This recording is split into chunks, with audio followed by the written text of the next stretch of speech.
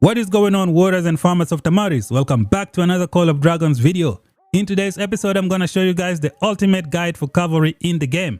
For the longest time, we have been playing with these units the incorrect way. Hopefully this video changes your mind.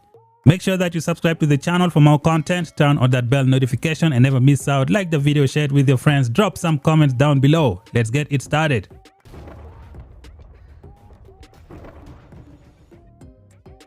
Alright, ladies and gentlemen, for the longest time, we have been using cavalry the incorrect way. Today, you're gonna see something different.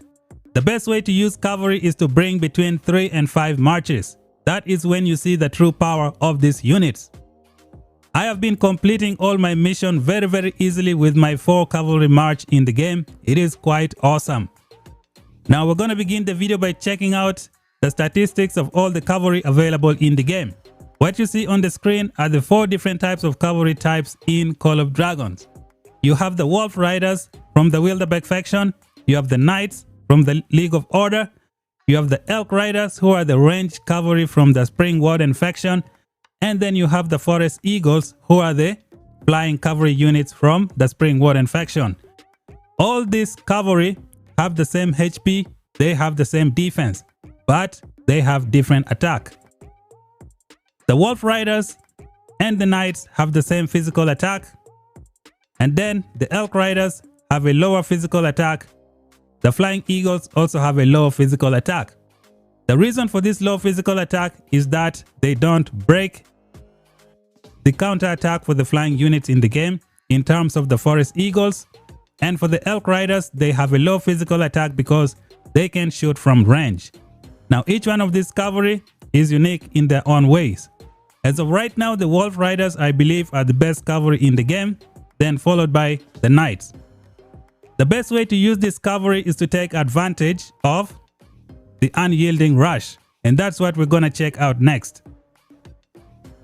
When you look at all the different cavalry in the game, they have a special buff. The Wolf Riders have the unyielding rush, the Knights have the unyielding rush, and the Forest Eagles also have the unyielding rush. What does this unyielding rush do? It says, march speed increases when approaching the target legion. After colliding with a ranged legion, the hero commanding this legion gains 1000 rage. This effect can be triggered once every 12 seconds. This, ladies and gentlemen, is the key to utilizing cavalry in Call of Dragons, and you should go between 3 and 5 marches because you're going to trigger the surrounded damage in the game. When you trigger the surrounded damage, it's like you have created an extra skill for your heroes. This is just insane. Today, you guys are gonna see the big difference. Now the Elk Riders, I believe, might be the weakest cavalry in the game because they are just destroyed by all the other cavalry and their range does not give them unyielding rush. However, they have a special fighting skill. When the Legion enters battle, they gain physical kin, increasing their physical attack by 30% for 10 seconds. This effect can be triggered once every 2 minutes, which is kind of long time. Now the Elk Riders are excellent for hunting farmers and they are very good for killing troops inside the Alliance Keep. But I think that is as far as it goes. When it comes to the Wolf Riders, the Knights and the Forest Eagles, these units get 1000 rage right away, and they can easily kill ranged units. This is what we're going to be using for today's video. Alright, warriors of Tamaris and Belleron, with that out of the way, let us check out the cavalry marches in the game. As of right now, I have about 4 marches that I like to use in the open field. I'm gonna use this to show you guys why the cavalry are so deadly. We're going to be using the cavalry that uses the unyielding rush. We're gonna put the Elk Riders on the side. I also killed so many Elk Riders with the unyielding rush. I just feel like they are the weakest cavalry in the game right now. So these are the marches that you see that I use on the field, and I have so many video clips that I'm going to put in the next video because I don't want this video to be very long. Make sure you check out that video because I'm going to link that video here. It is going to change your mind. We all know for a fact that the Belleron map is a little bit weird. It's very difficult to complete missions, but for me, it hasn't been that way. I have 4 cavalry marches that I use to capture pets. I go in different areas in a short amount of time. I gotta say, you need to train as many cavalry as you can That way you can enjoy them. So we're gonna have Forondil and Theodore. Let's see what this march can bring on the open field. We have Emrys and Bakshi. We have Alistair and Nika. And then we have Thea and Kinara. Let's talk a little bit about surrounded damage before I get to explaining everything. When you surround a unit with 2 cavalry marches, you get 2% surrounded damage. When you surround with 3 marches, you get 5% surrounded damage. When you surround with 4 marches, you get 10% surrounded damage. And when you surround an enemy with 5 marches, you get 15% surrounded damage, which is just huge. Now this is kind of like you just created another skill slot for all of your heroes. Each one of these heroes will be doing 15% surrounded damage. Combine that with the unyielding rush, no range unit is going to survive your assault. Now when you use this unit, you don't just rush into the open field, you have to time your attacks properly. And you're gonna see me do this in the video clip that I'm gonna show you guys. I think I'm gonna put the video clip in the next video because it's going to be very, very long.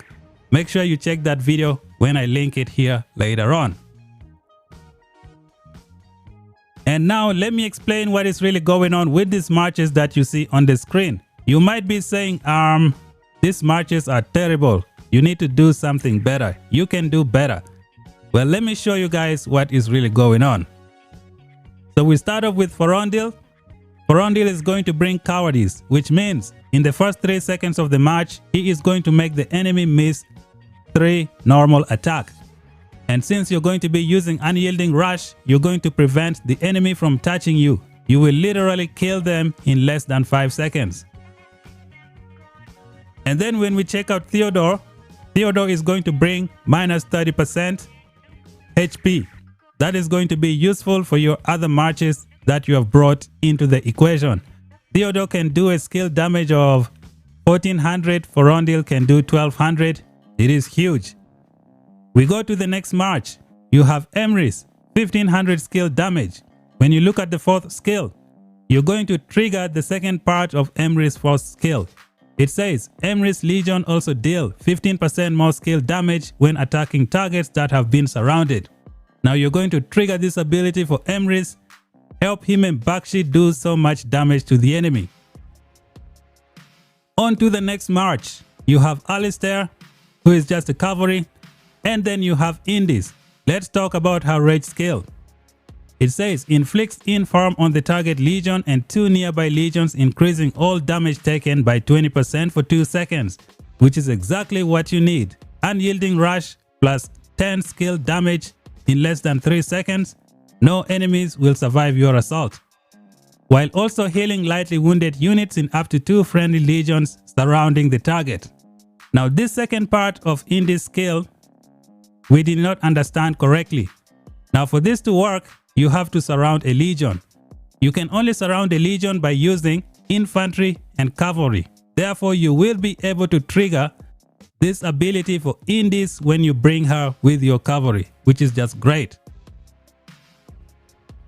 On to the next march, we have Thea and Kinara. Now Thea is going to be defensive. She's going to give Kinara plus 15% skill damage. What is Kinara going to bring on the field? Let's check it out. You might be saying, why the heck are you using Kinara? She is archer. Well, let's take a look. The only skill of Kinara that you're not going to benefit from is this one right here, which says all marksman units in Kinara's legion gain 30% physical attack. But all the other 4 skills work for cavalry. You have the rage skill. Kinara is going to do 1400 skill damage factor, and she's going to inflict feeble on the enemy, which means that enemy is going to be doing minus 15% damage for 5 seconds, which is just awesome. So Forondil is going to put cowardice right away. Enemy is going to miss 3 normal attack. By that time, they are already at maybe 30% HP left. Kinara is going to apply minus 15% damage dealt. So it's kind of like you're not going to take any damage from that enemy in terms of normal attack, which is just great. The good thing is you can kill that ranged unit before it uses its skill damage or artifacts, which is just awesome. The next thing Kinara also brings is going to be the Jawbreaker. When Kinara's legion launches a normal attack, they have a 20% chance to inflict defense break on the target legion, reducing their defense by 20% for 3 seconds. This is just awesome. Make the enemy weak and then destroy them. The final match of the video is going to be Madeline and Nika. I don't really need to explain Madeline because you guys know how good she is. All the skills are going to work except for the second part here where you get Legion HP of 15%, but everything else work. You get counter-attack damage as well, which is awesome. And then let's talk about Nika, one of my secret weapons. She has 1500 skill damage and she can bruise the enemy as well. So Nika and Theodore can bruise enemies. Those two skills do not stack. So if one is active, the other one is not going to be active. Just know that. To keep it pushing, when you look at the fourth skill for Nika, increase hero skill damage dealt by 10% and counterattack damage dealt by 20%, which is just huge. Now the most important thing about Nika is going to be her awakening skill, Total Slaughter. Just look at that name. It is nasty. When Nika's Legion launches a normal attack, they have a 50% chance to deal hero skill damage, physical damage factor 500, if the target has fewer than 50 units remaining. This effect can be triggered once every 2 seconds. So you go in with Unyielding Rush, you do a couple of skill damages, within 2 seconds the enemy HP is below 50%. That is when Nika starts doing this 500 skill damage, which is just awesome. Now I gotta tell you guys, the whole of this season, I have been playing with Cavalry. I have left all the other units. I finished all my mission with Cavalry. They just destroy everything. Also, when I kill Darkling on the map, when I go after the ranged Darklings, I just destroy them within less than 5 seconds. It is just awesome. So the best thing to do for your Cavalry is to attack in groups of 3 to 5. That way you get the benefit of all the Unyielding Rush. This is going to be very, very good. If you're in the Spring Warden faction, then you're going to have to use the Forest Eagles for this to be active. Unfortunately, the Elk Riders cannot do the Unyielding Rush, so that's going to suck for you. But if you're in the Wilderbeck faction, then you're going to enjoy this playstyle big time. Another thing with all this Cavalry is that I have built them to have like 58% march speed. I think I'm going to show the talent trees in another video. I just need to change this artifact for Mrs. Thea and then use this one right here. Where is it? And switch it to this one for now. This is what I would use at this point. But throughout this video, this is the march that I've been using so far. So I have here the Springbird Feather. The next thing we're going to cover in this video is going to be the Cavalry fighting tactics. I'm going to show you guys right now. So we're going to pick the marches that I've been using this season. This is what I have for this season. When I train enough Cavalry, I will be adding the 5th march here and just make some changes here and there. So let me bring out these marches and show you guys what the Cavalry can do.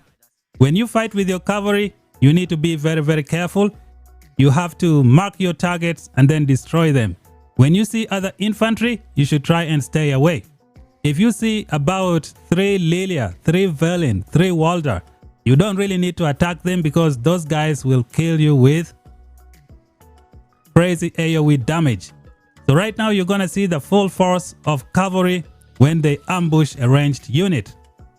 Sometimes when you chase other ranged units, the Unyielding Rush makes it so that it's a little bit difficult to hit them.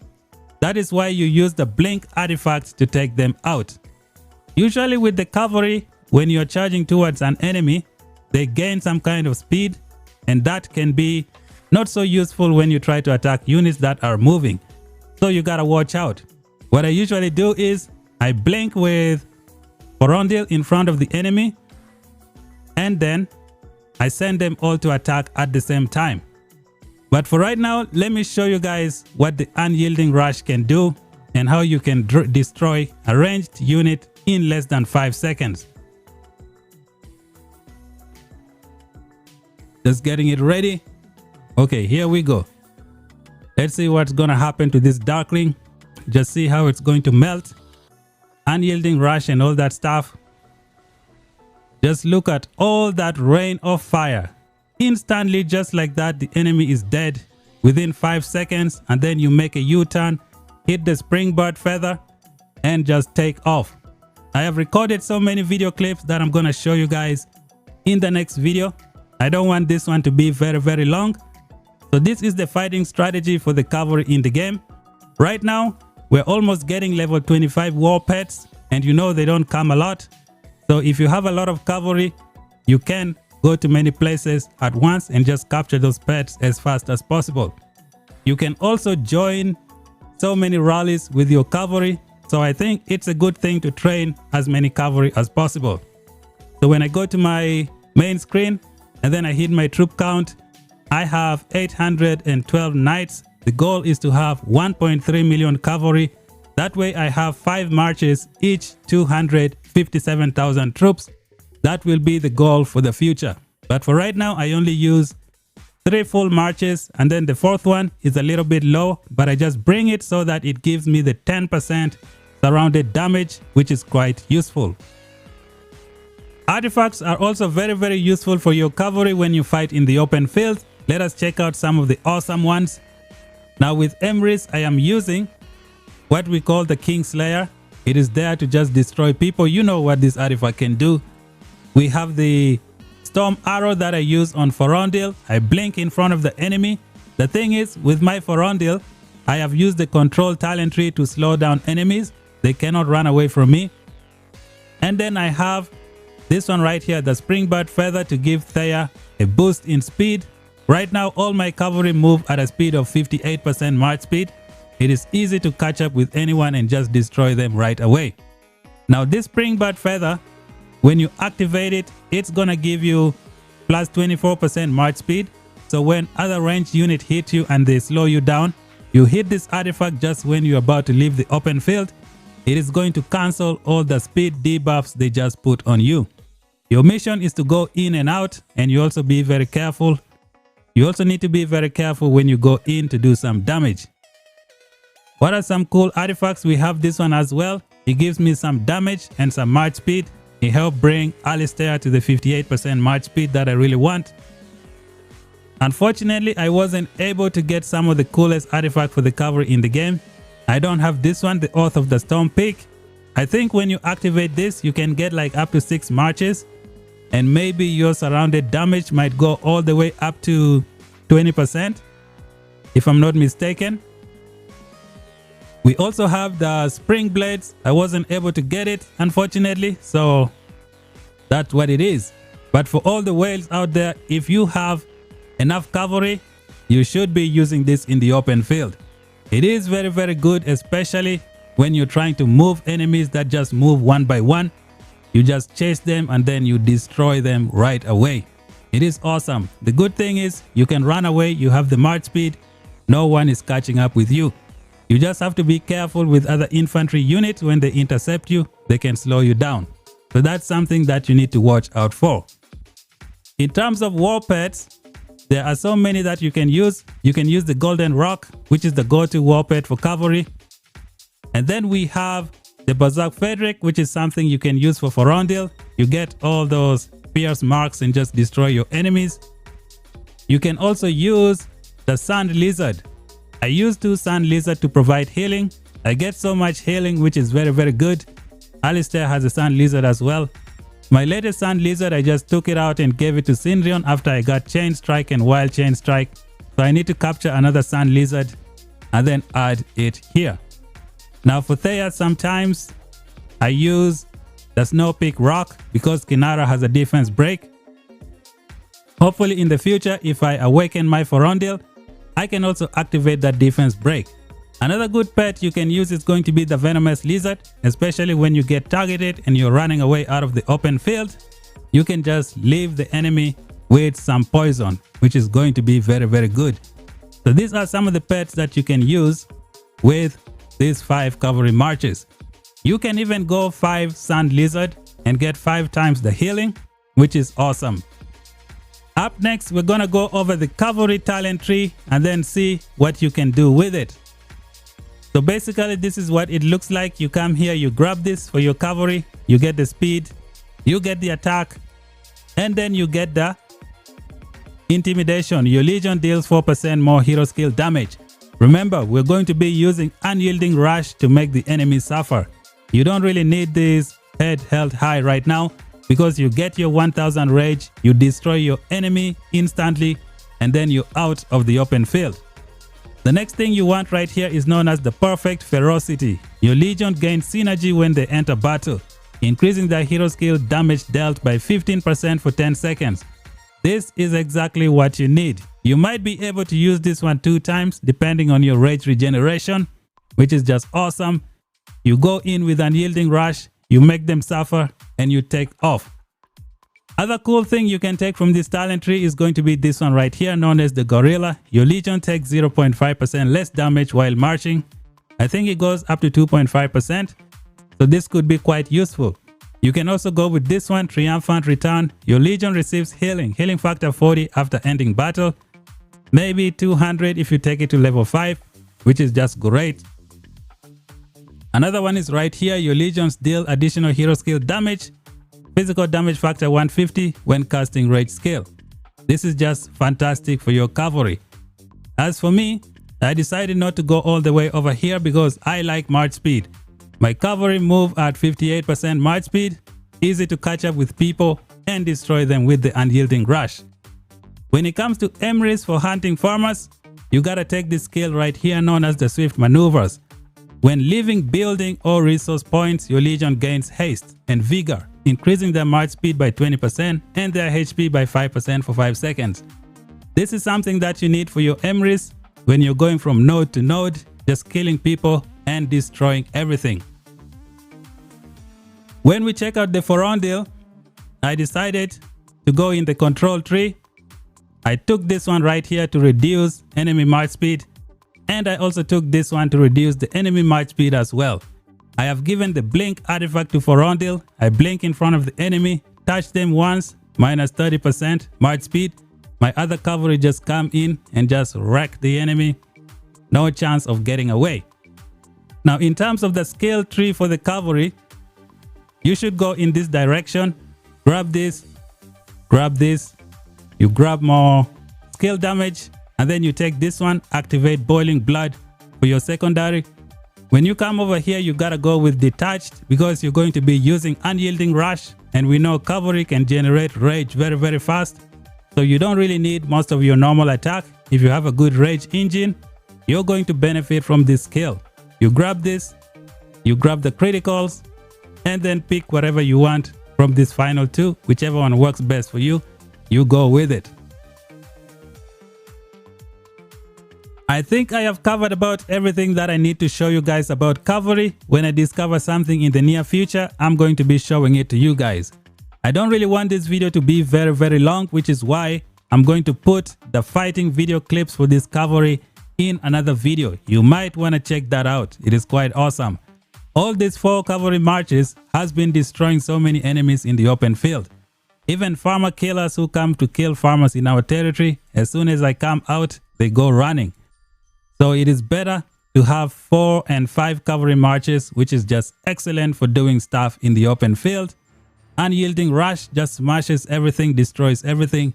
You also have to know your targets. You don't just charge into the open field and get killed for no reason. You need to be very careful. So make sure you check out the video clip that I'm gonna link here. It's gonna have all the different fighting tactics. You don't wanna miss it. Like the video, share it with anyone you think might find it beneficial. Until then, I'll talk to you guys in the next video. Bye for now.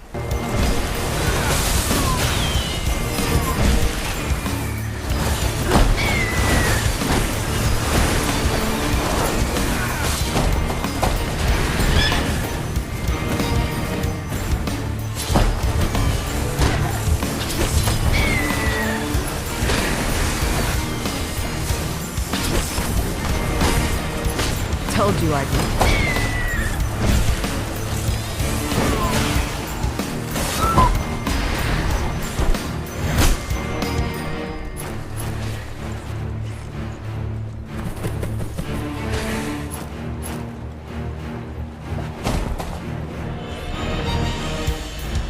Time is of the essence.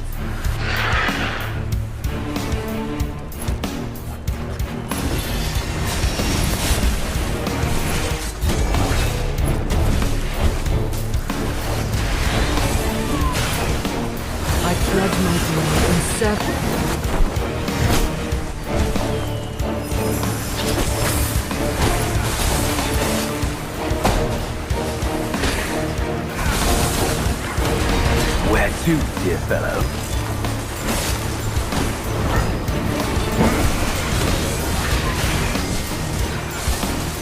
The flowers are in bloom. Do you mind if I use this in my next walk?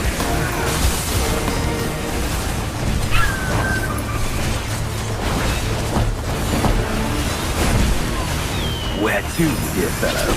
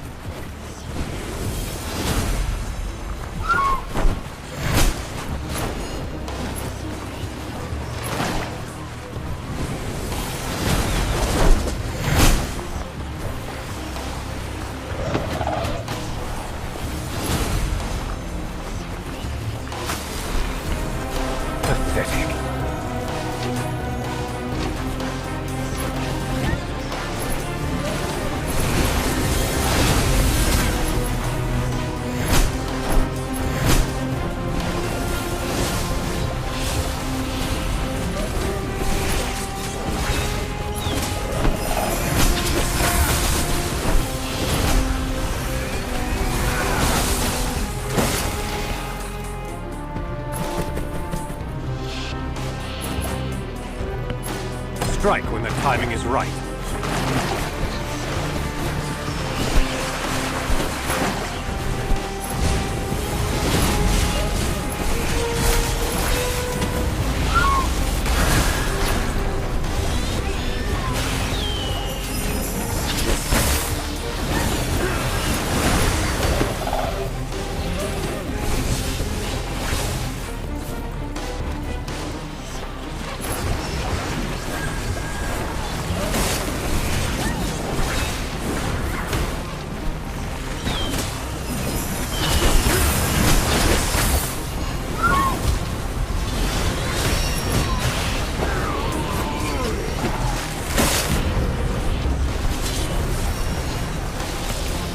Time is of the essence.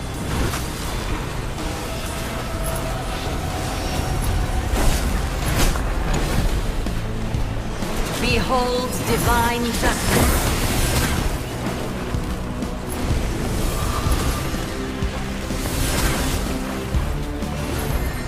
Simple.